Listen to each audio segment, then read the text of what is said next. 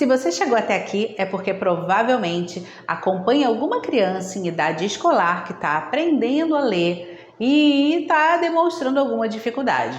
Ou, provavelmente, precisa de mais sugestões para treinar a leitura.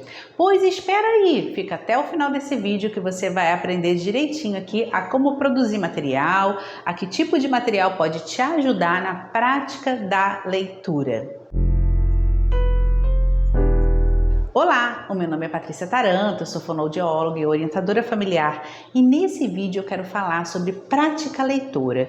Mais que isso, eu quero trazer sugestões de atividades para você utilizar como treino de leitura, para que seu filho ou seu aluno comece a desenvolver mais essa habilidade e comecem a ler de uma forma mais fluente. Toda criança, quando começa o processo de leitura, a gente apresenta a ela o que são as letras, logo em seguida as sílabas, a criança começa a manipular essas sílabas e formar palavrinhas, mas logo em seguida vem uma nova fase, que é ler frases, ler textos, e muitas vezes aí torna-se um desafio, porque a criança tem dificuldade de passar lá daquela fase onde ela está identificando as sílabas para identificar com mais facilidade uma palavra e com isso fazer uma leitura mais fluente, como a gente costuma chamar. Existem formas da gente ajudar essa criança treinando com ela para que cada vez ela perceba de uma forma mais rápida que palavra é essa e consiga ao final da leitura de uma frase ou de um texto compreender a mensagem que está ali. O maior problema quando essa fase de decodificação começa a durar muito tempo é que a criança passa a perder o interesse pela leitura, começa a achar aquilo chato. Por quê? Porque nada faz sentido. Ela lê devagar, aquilo requer um esforço. A gente sabe que para a criança essa coisa de esforço já é um pouquinho mais complicada, mas a gente precisa ajudá-los treinando que eles vão conseguir superar isso.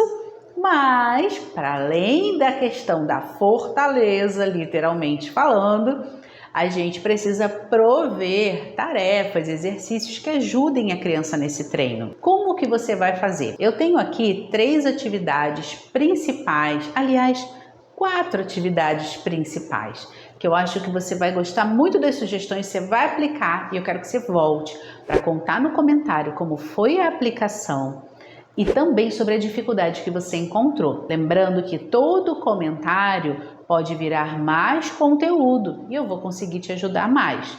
Além disso, todo comentário pode ser lido por uma outra pessoa que passa pela mesma dificuldade. Então a gente consegue transformar um vídeo simples em um movimento de realmente ajudar nossas crianças a se desenvolver. Vamos para a primeira tarefa.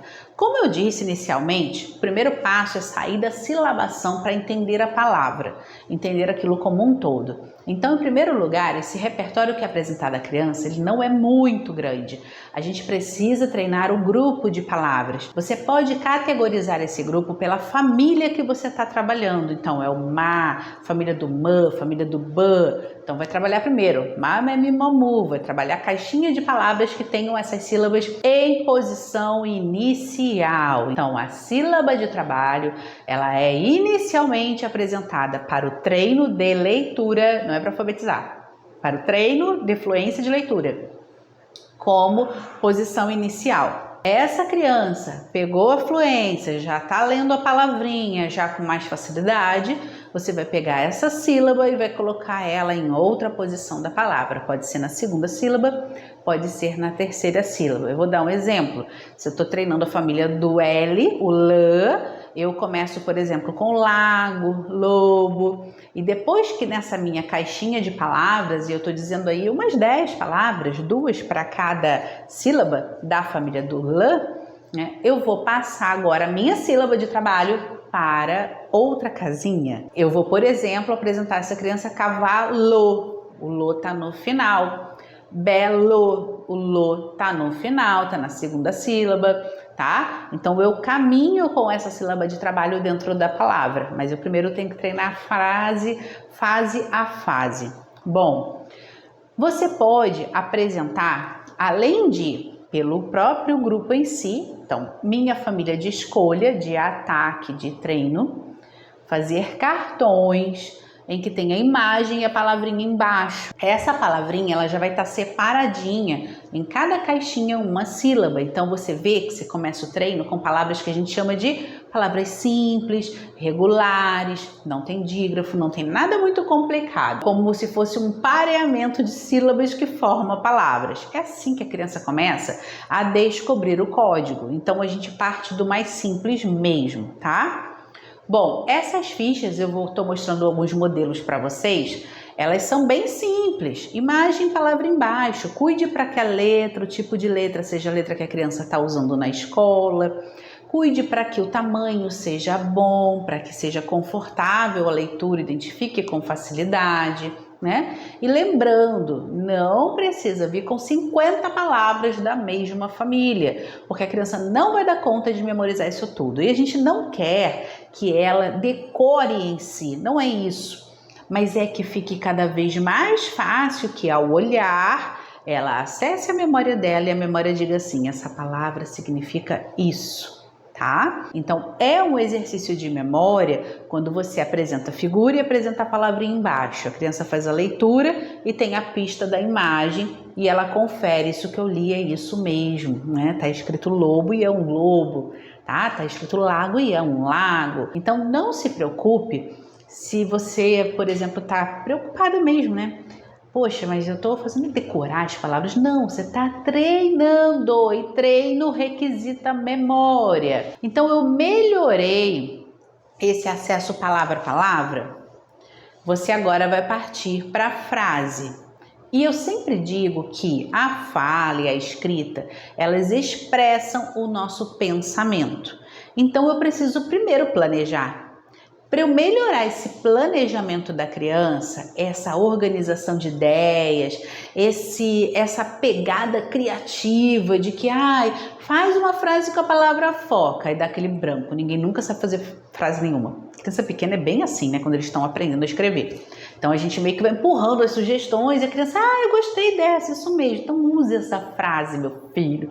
Então a gente pode ajudar a criança também.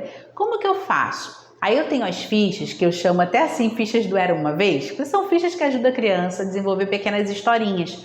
São historinhas de 1, 2 frases, mas é isso que a gente trabalha quando está no primeiro ano e quando está iniciando o segundo ano. Então, processo inicial de aprendizado de leitura, tá? Então, por exemplo, na ficha eu tenho lá algumas imagens, como essa que eu estou mostrando a vocês.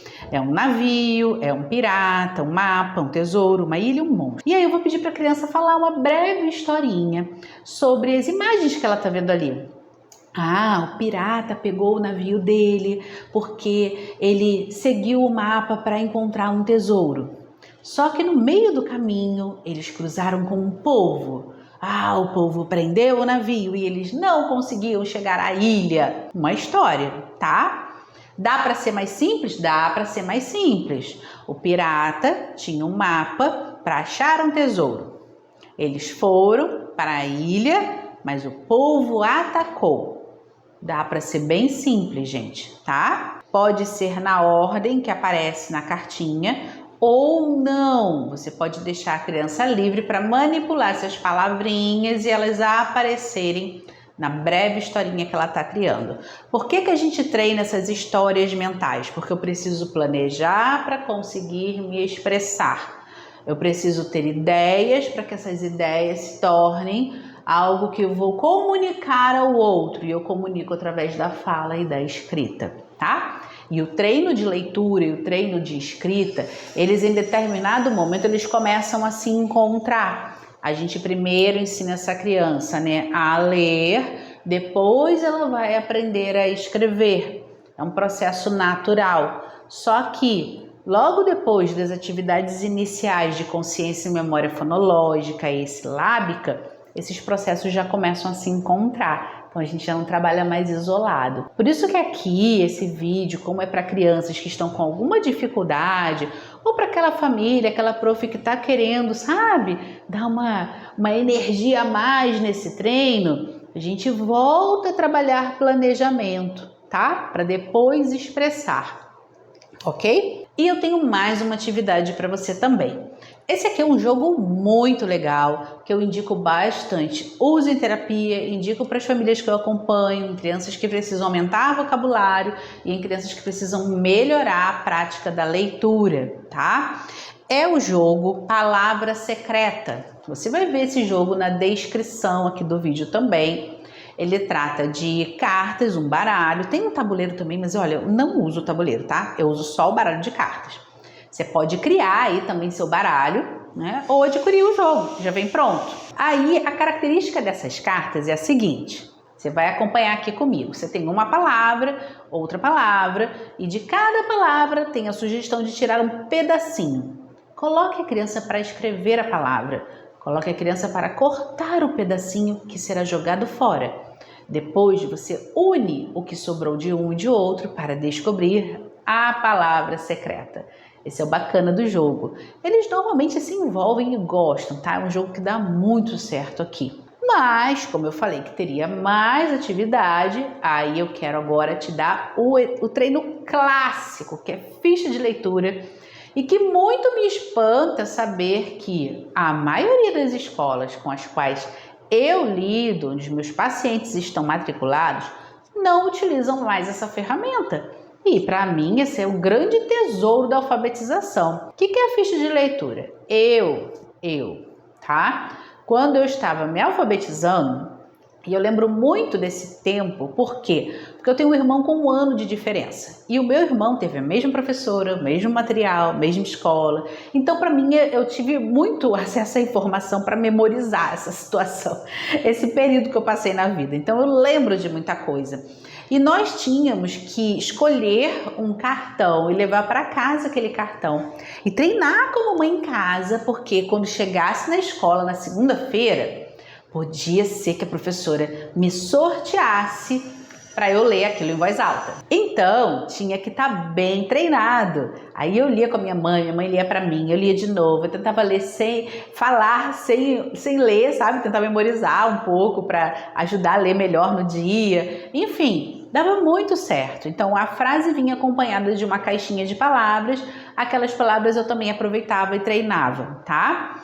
Meus filhos passaram pelo mesmo processo, todos dois tinham ficha de leitura. Um era ficha, a mais nova era um caderninho de leitura, imagina. E que a cada semana a professora era tipo um fichário, a professora ia colocando mais folhinhas ali e a gente treinava em casa com ela. E era muito parecido, porque daí chegava na segunda-feira, a professora escolhia um aluno para ler aquilo para a turma, sabe? E nisso a criança ia treinando, primeiro, que ela se colocasse frente aos outros, né? Treinar essa coisa da exposição, né? Treinar a preocupação do capricho, né?